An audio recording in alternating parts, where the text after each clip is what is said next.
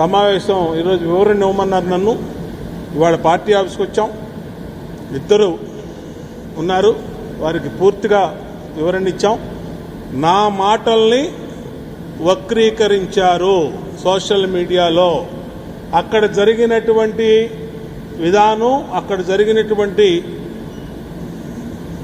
కలయిక వేరు. దాన్ని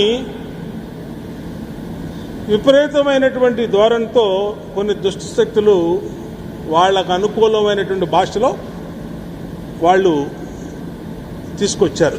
దాని మీదే పార్టీ వివరణ అడిగింది. ఇవాళ వచ్చాం పార్టీ ఆఫీస్లో.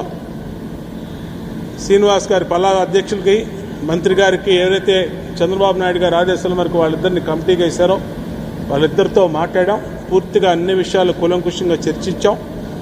ఇది జరిగిన విషయాన్ని వక్రీకరించడం వల్ల కోఆర్డినేషన్ ప్రాబ్లం తప్పితే ఎవరు ఎక్కడ ఇది చేయలేదు. నేను అందులో ఎప్పుడూ తప్పు చేయలేదు. పార్టీ లైన్ దాటే ప్రసక్తి లేదు. దీన్ని స్పష్టంగా కమిటీకి చెప్పడం జరిగింది. ఇప్పుడు కోఆర్డినేషన్ అంటే ఏ విధంగా భవిష్యత్తులో కూడా మళ్ళా ఇలాంటి సంఘటనలు వైసీపీ ఉన్నటువంటి నాయకులు ఉన్నటువంటి మీటింగులకి ఏదైతే పార్టీ స్పష్టమైన ఆదేశాలు ఇప్పుడు వచ్చినాయో దాన్ని ఇలాంటి సంఘటనలు పునరావృతం కాకుండా కూడా చూసుకుంటామని చెప్పి స్పష్టంగా పల్లా శ్రీను గారికి, రామానాయుడు గారికి చెప్పడం జరిగింది.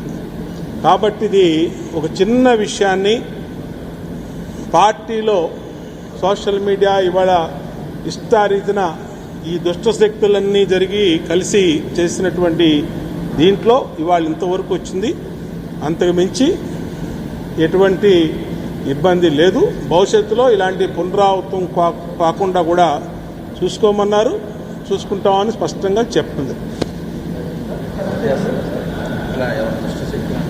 ఇది ఇక చాలా మంది ఉంటారు కదా సొసైటీలో. ఇప్పుడు పార్టీ అంటే పన్నోళ్ళు, లేదంటే గ్యాప్ తేవాలనుకునే వాళ్ళు, ఇంకో రకంగా వైసీపీ సోషల్ మీడియా రకరకాల శక్తులు ఉన్నాయి. వాళ్ళు ఎవరు అంటే వాళ్ళకి వాళ్ళ భాషలో వాళ్ళు ఇష్టం వచ్చినట్టు రాసేసుకుంటారు. నేను అనన్న మాటలు కూడా కొన్ని టీవీల్లో స్టేట్మెంట్లుగా వచ్చేసినాయి. ఆ టీవీ పేర్లు చెప్పడం బాగోదు. నేను ఆ రోజు ఉదయం 10 గంటలకు గుంటూరు వెళ్ళా, 11 గుంటూరు వెళ్ళా, 12 బయలుదేరి బయటకు వచ్చా. మళ్ళీ తర్వాత నిన్న సాయంత్రం పాదయాత్ర డోర్ టు డోర్ స్టార్ట్ అయినప్పుడు మాత్రమే మీడియాతో మాట్లాడా. మరి ఈ మధ్యలో స్టేట్మెంట్లన్నీ ఎవరిచ్చారు? నేను మాట్లాడకుండా, నేనేమి చెప్పకుండా ఎవరిచ్చారు ఈ స్టేట్మెంట్లు? ఎవరికి తెలియదు. కాబట్టి అంటే ఎంత ఫాస్ట్ అయిపోయారంటే ఒక అబద్ధాన్ని స్ప్రెడ్ చేయడానికి, ఒక అవాస్తవాన్ని ఇచ్చేయడానికి ఇష్టారీతిని వెళ్ళిపోయారు. చూపించమనండి ఆ స్టేట్మెంట్లు ప్రచురించిన టీవీలను అడుగుతా ఉన్నా. Social media